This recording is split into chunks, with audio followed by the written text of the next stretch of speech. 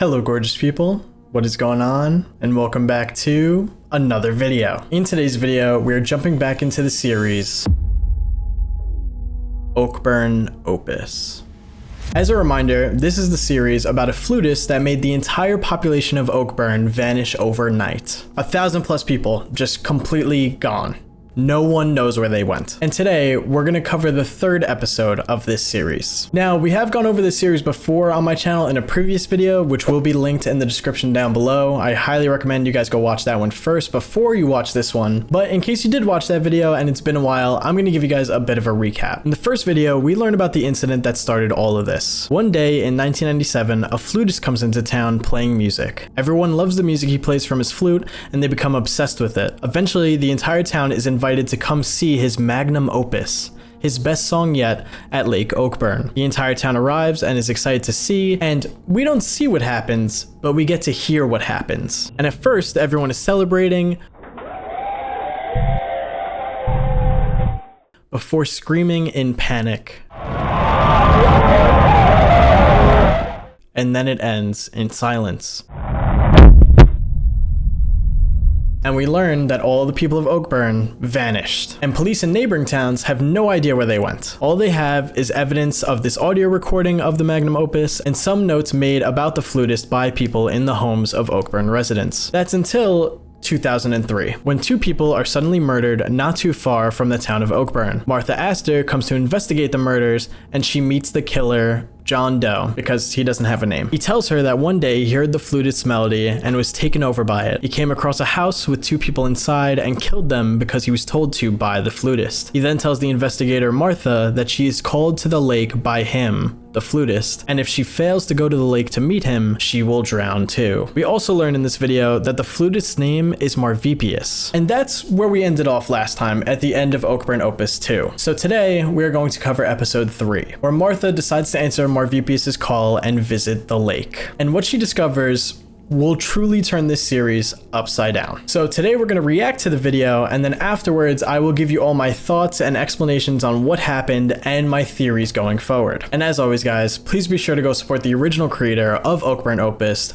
Red Diamond, whose link to their channel will be at the top of the description down below. Please be sure to go and support your analog horror content creators. And alright guys, I think that's enough of me yapping. Let's jump right in. Oakburn Opus, Part 3.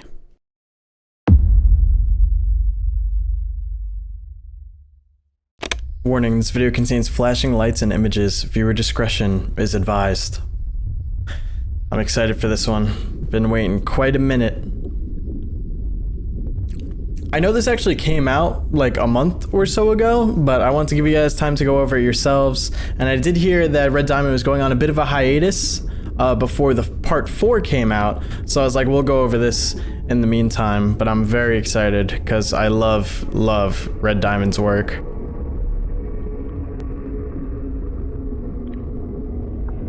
It sounds like we're in water, and now we're in a car, and it's raining.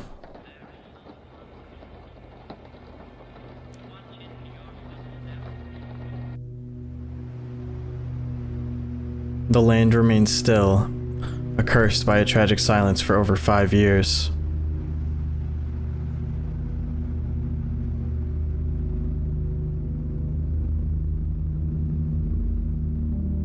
Old Oakburn, a village hidden between barren mountains and white woods, in its heart, the depths of the lake.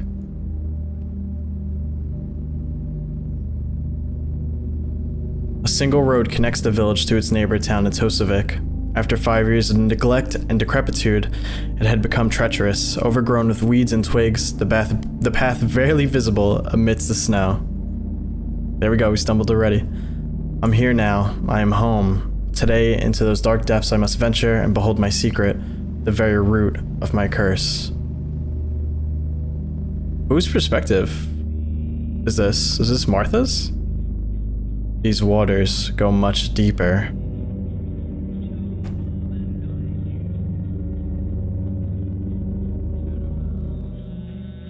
Interesting. Red Diamond presents.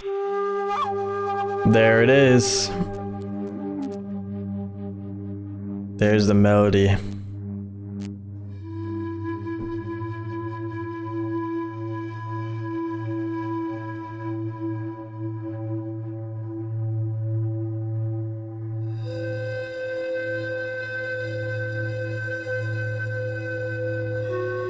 I like this animation. It's different than usual.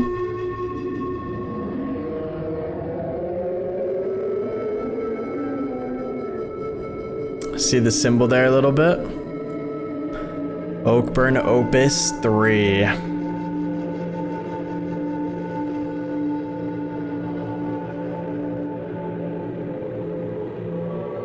The presentation is so good. Oh, hold on. Hold on. Flashing images, you already know, I gotta go back. Okay, we got what looks like a snake here. And then, not sure what's going on here.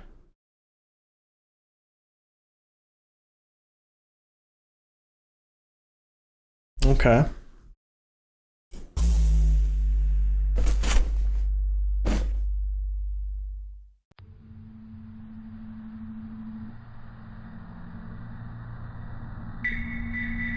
(2002). The investigation begins. Martha Astor returns to Etosovic. Martha's audio journal, recovered 2010, side A. For now, all the evidence collected from the 1997 phenomenon is abstract, frantic, ambiguous, and reveals the arcane nature of the case. Manuscript findings, diaries, newspaper entries, and the cassette tape depicting the magnum opus. In some of these samples, one notices a strange constant.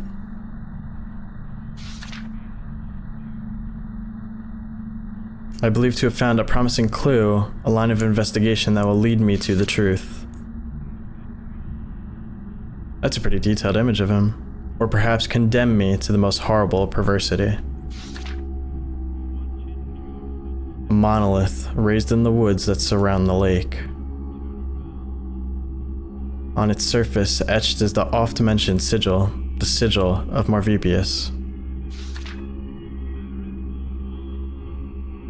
Crumbly, damn it.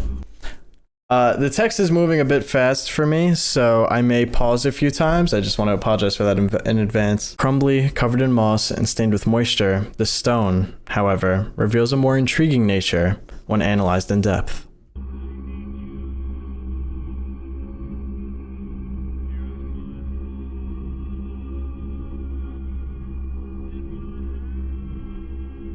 I found it possible to deduce the monolith's true purpose.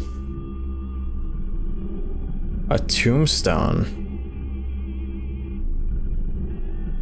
That's interesting. I never thought of that when we looked at it. That makes sense. I mean, it is like shaped like a tombstone, right? And I guess that could, yeah, I guess that makes sense as what it could be. And maybe Marvpyas's like true form is buried underneath it.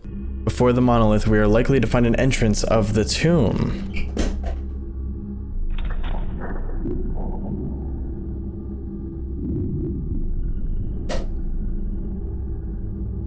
I will be conducting a solo expedition. I here now ask the department to allow the investigation to be conducted by me and me alone. My roots are here. Our marks share the same curse. His sepulchral depths are mine to explore. I'm sorry. His who? Sepulchral. Sepulchral. His sepulchral depths are mine to explore. And the definition of that word is relating to a tomb or interment. Listen, kids, if your parents tell you that YouTube teaches you nothing, today we learned a new word. For those who may inadvertently stumble upon these discoveries, stay away. Here, there are destinies greater than death. Her vocabulary goes crazy, I can't even lie.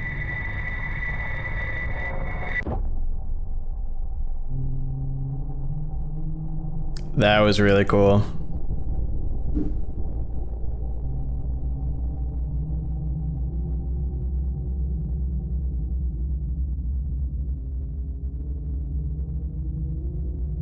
The stone.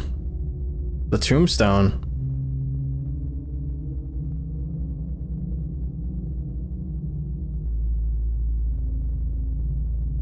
By the way, some of you guys were telling me in the comments of the last video that an upside down triangle actually represents water in alchemy, which I thought makes sense. I mean, obviously there's more layers to it. The fact that there's 9 of them, the circle, the inner circle, and then sometimes that symbol appears like reversed in a way. But given the fact that, you know, the whole lake thing, the drowned city talk, and the fact that the 2 victims in Oakburn Opus 2 seem to have died from drowning, despite how they were told to have died, it does align with the fact that, you know, the water symbol for alchemy is the upside down triangle, given how much we've seen it.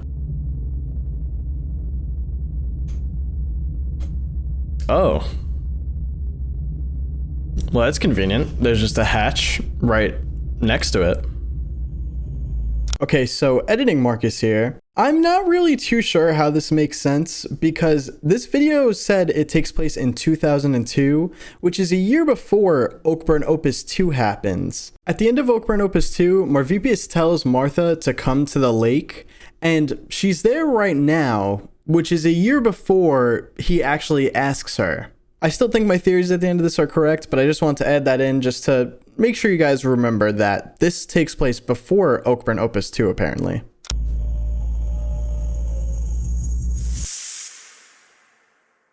Segment 1, Necropolis. Okay, necropolis refers to an ancient, extensive, and elaborate burial ground or cemetery, often featuring an elaborate tomb monuments and structures. Interesting, that's another thing I did not know. That apparently comes from the Greek meaning city of the dead. Okay, so it looks like we're about to explore a pretty expansive tomb here. Also, there was a flashing image of a snake again just now. Upon prying open the tomb's entrance, it revealed a vertical descent of absolute darkness, a pit that reached the depths of the earth. And from said pit, a horrible smell, a putrid, rotten miasma, rushed to the surface. Despite the unbearable exhalations, I pressed forth and began the descent. I mean, that looks deep already from right there. Ah, Martha. First of all, can we just talk about how Martha's doing this by herself? Like, part of me wants to be mad at her for that, but at the same time, you're facing off against something that you know made like 1,000 people disappear, and something that you also know like possessed a guy to kill 2 people. So would it really matter if you came with a group? Probably not. But at the same time, like, just doing it by yourself? What if... I hope she told somebody what she was gonna do at least. Like, listen, I'm gonna do it by myself, but I at least know what I'm gonna do in case something happens to me.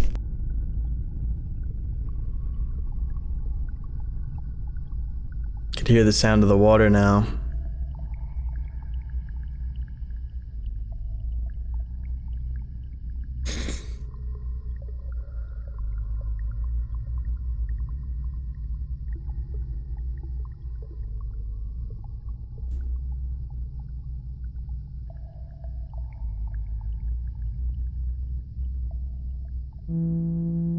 Black moss covered the walls, forever damp, the smell of fish carcasses, putrid scales. Disappearing into the ossuary, a gentle walk to cursed ruins.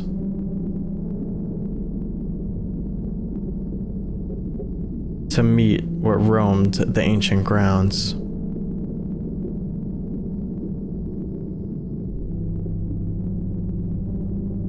Our sigils burned in proximity. The pungent abyss of the mortuary dragged me to secrets long forgotten, to disrupt knowledge better left unseen. A terrible familiarity, repressed memories of times of wrath, afflicted me in short flashes.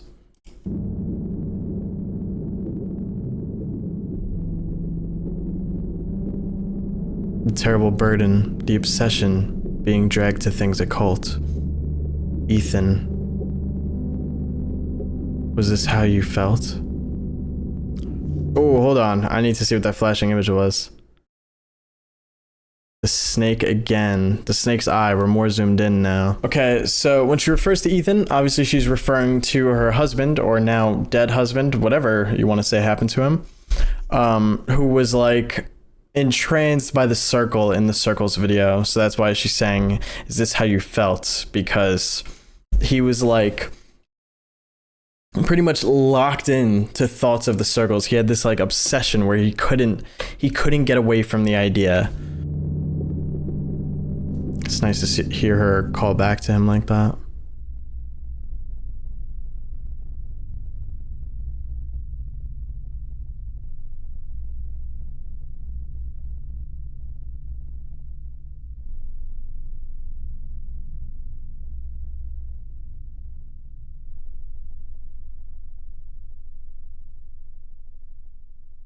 A door. Behold my necropolis. There he is.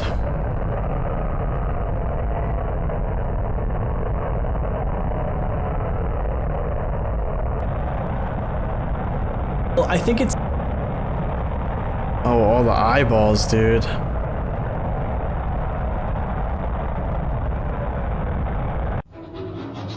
That sound also kind of sounds like the screams of the people during the magnum opus.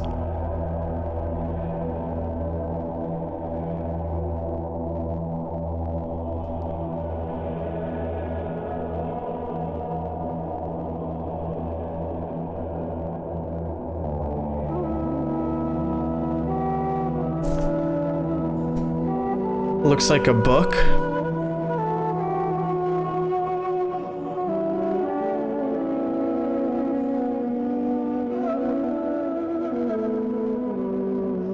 Evidence for Book of Marvpyas 2.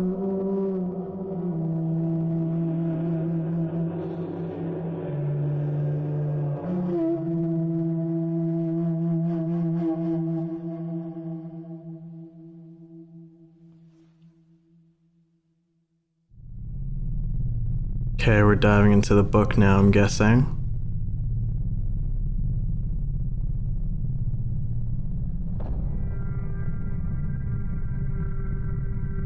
Whoa, whoa, whoa, hold up. What was that? What'd you just say? Long after the wrathful times.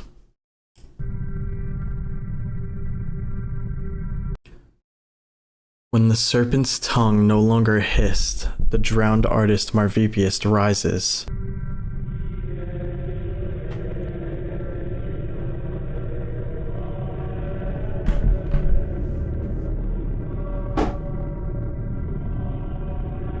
Look at those teeth, dude. The way he rose out of the water like that, too? Risen from the pungent water, carrying the darkness of those eldritch depths.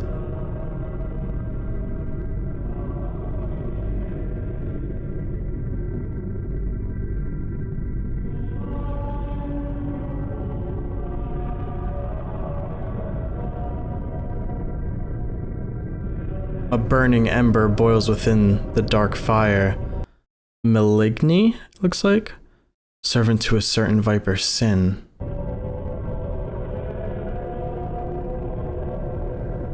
Dies awry, a trade, a price was paid, his kin spared from the gloom of the lake, and now his flesh in torment laid. Rise, a call from beyond the veil, roaming the last ring, face the fire, Pekatum-tum. Marvpyas descended the mountain's height, forever white and glamorous, seeking the land of light. The city of snow, where once two miracles were born from divine glow. The people of the city, at the florid orange sunrise, were to soon regret their pity.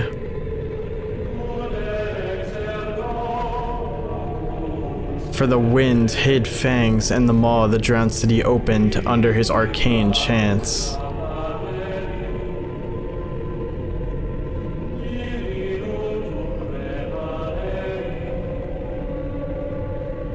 to swallow the accursed soil, roar the fire from the 9 circles, and let the water boil.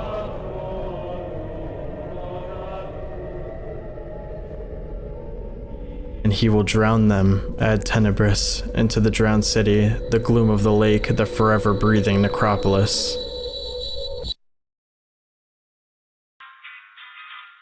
Segment 2, Reunion. Okay, here are the pages with what we just read.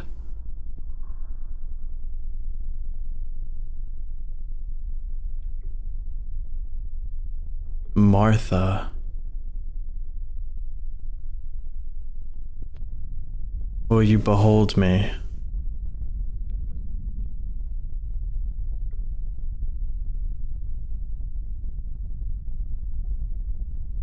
Turn to me.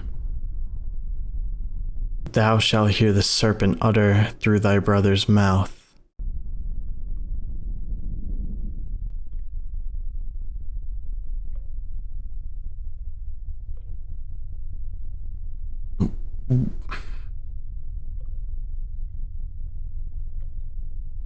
Are we actually gonna see him right now?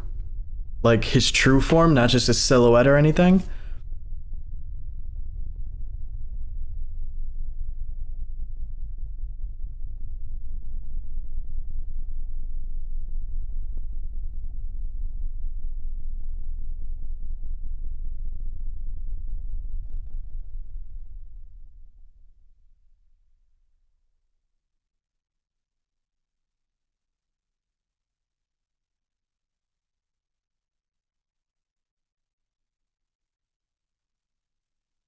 Looks like snake skin, maybe? Or like scales?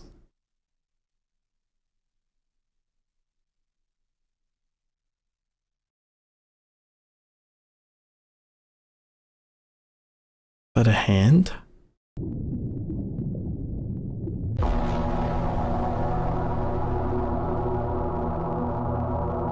There he is.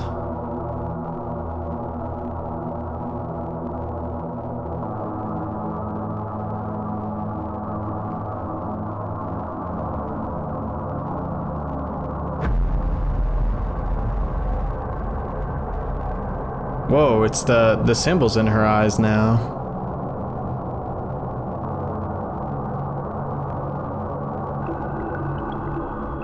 Come on, show me a clear image.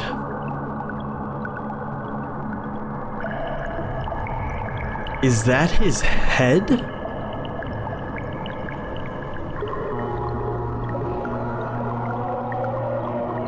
Oh, dude. That looks sick. He's like completely made of scales. Has like 2 mouths, it looks like, or maybe 3. And here you are, entrapped within my shadow.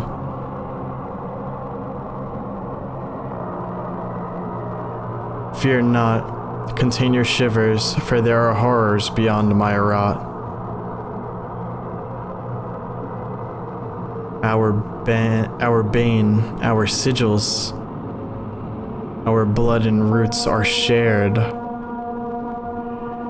An eternal bond. Shall us recall those times? Or have you grown to abhor our very nature? Wait, hold on. The word changed there, did it?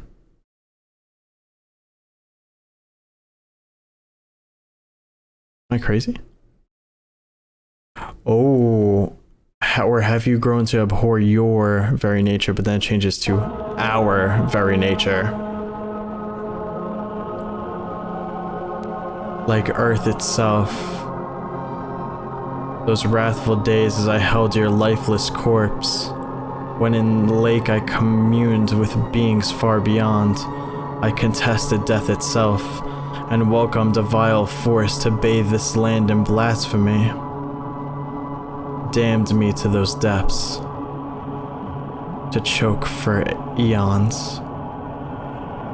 A fragmented form, rotten, I reside within.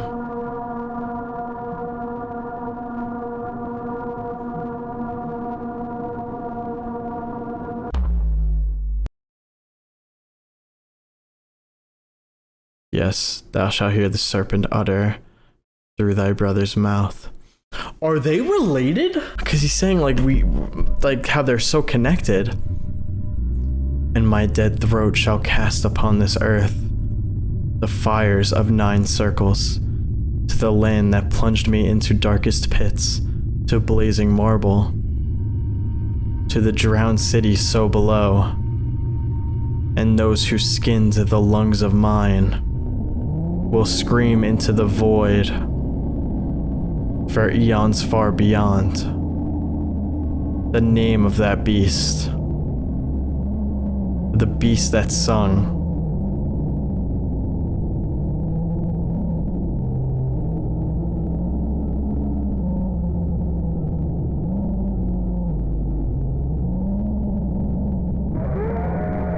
Marvpyas.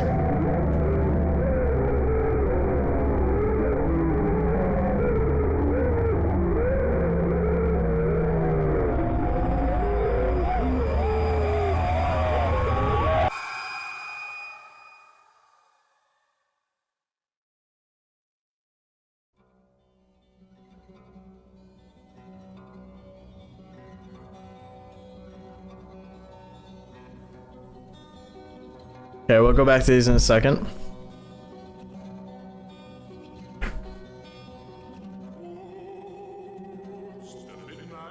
Martha Astor's findings were recovered in mid-2010 and remained classified until 2024. The material shows a direct connection between the detective and old Oakburn's flutist, while also creating doubt on Astor's true identity.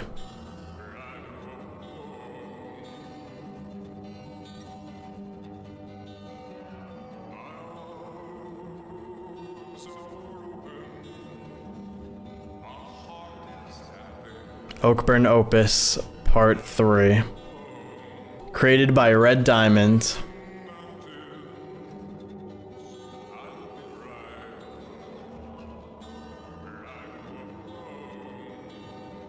Credit to everybody that worked on this or helped contribute in any way.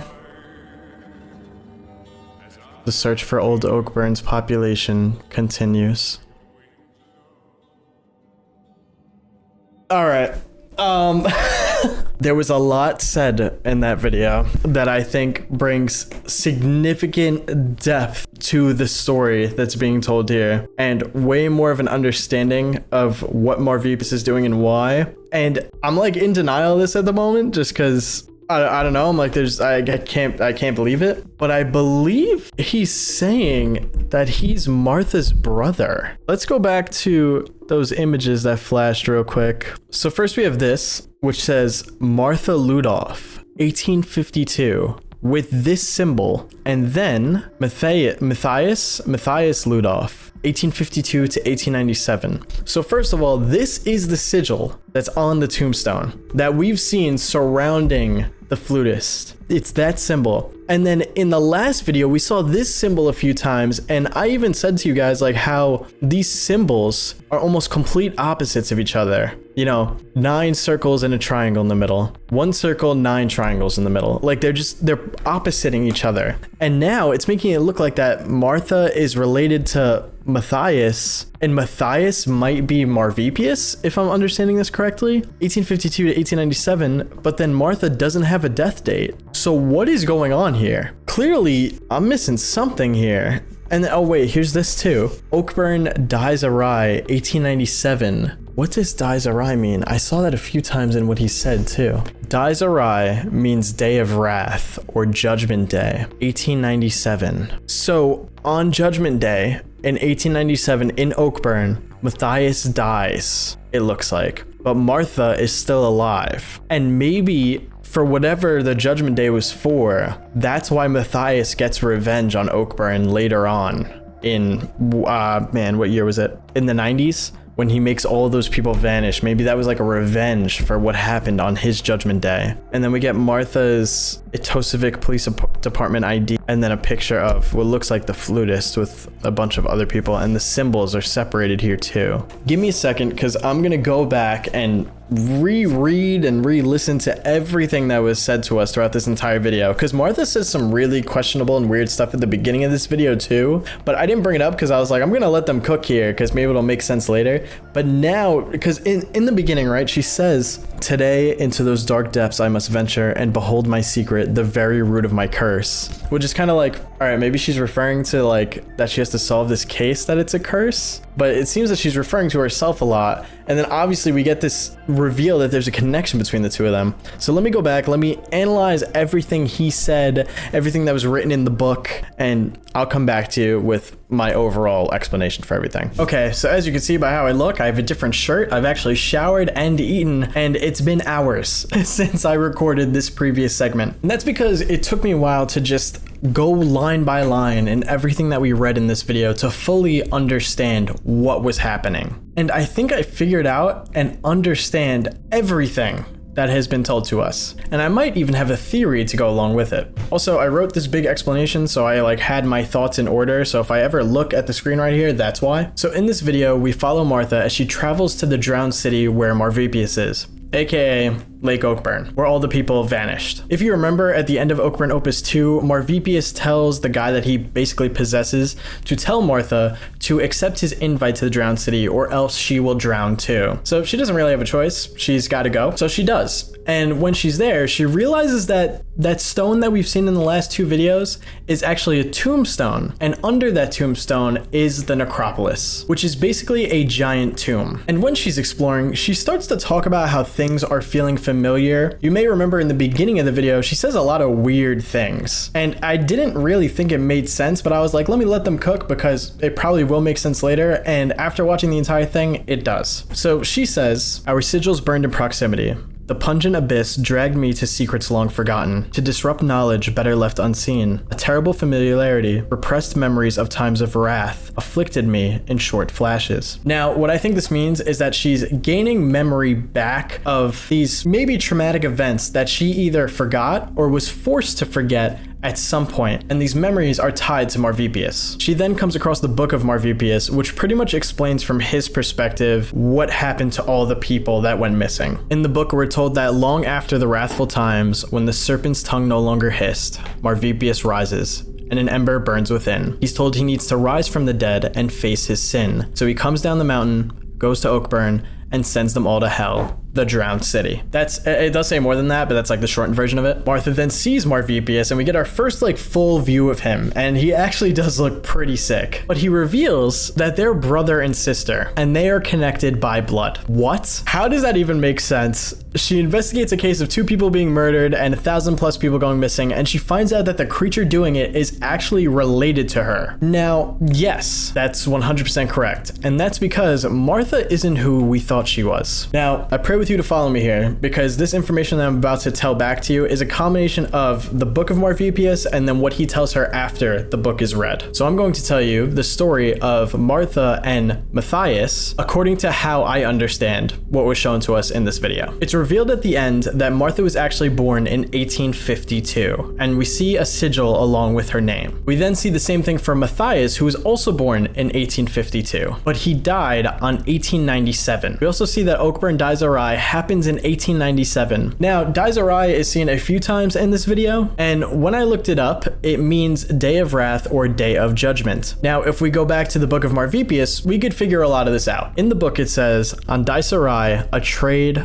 a price was paid, his kin spared from the gloom of the lake, and now his flesh in torment laid. So I believe that Martha and Matthias were both supposed to die in the lake in 1897 on Judgment Day by drowning. They were both sent to drown in Lake Oakburn by the people of Oakburn. But when Matthias is drowning, he makes some kind of deal with a higher being, and he gives his own flesh so that his sister is spared. And that's why when we see Martha's name with her year of birth and sigil, we don't see a death year like we do with Matthias, because she never truly died. As a price for doing this and making this deal, Matthias ends up becoming Marvpyas. So 100 years later, he is awakened to face his sin for giving up his body, to finish his end of the deal for keeping Martha alive. He emerges from the lake, goes down the mountain to the town of Oakburn, plays his melody, manipulating all the people, getting them under his control, and he brings them all to the lake for his magnum opus, and then sends them into the drowned city, basically sending their bodies deep within the lake,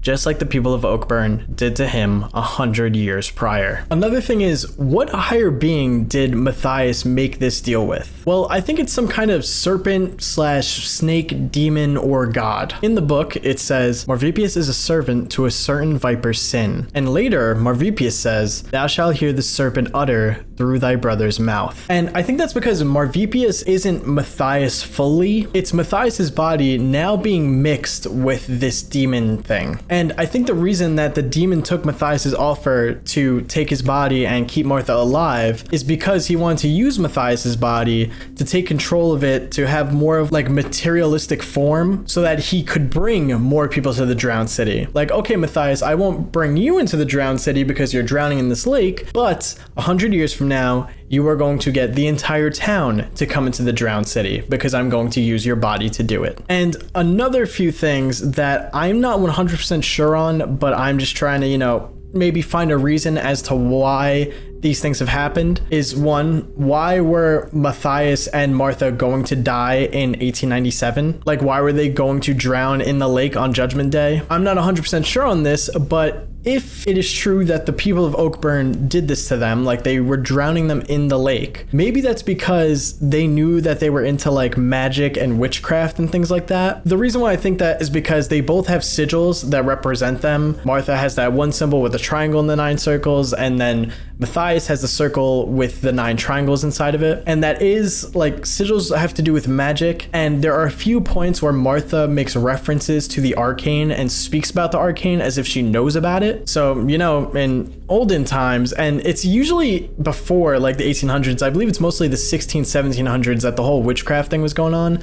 But maybe this case in particular still happened in the late 1800s, where the people of Oakburn saw them messing with magic and witchcraft, and they were like, yeah, nah, you can't be doing that. We're gonna drown you for that. Because that's what they did to people that they thought were witches back then. They used to it was death by rope or burning or drowning in some cases. And my final question is, how the hell is Martha still alive? I mean, if she really was born in the mid 1800s and she was supposed to die in the late 1800s, but still got a second chance, she probably shouldn't have lived until 2002. That would make her like 150 plus, unless she maybe still kind of died that day, and maybe by Marvpyas making that deal, instead of her just dying and going on to the afterlife or wherever, maybe her soul was reborn somewhere else into some other person in the nearby area, because she still remains in Atosavik. I mean, that's where she was with her husband and where she ends up living somewhat of a normal life until all of this goes down. But again, that's just me assuming. There's not really much evidence to necessarily back that. But these are basically all my theories that I have for what we went through today. And I would love to know if you guys agree with them, if you disagree with them, if you have your own. So be sure to let me know in the comments down below. I'd love to have a conversation with you guys about it. And of course, you guys know,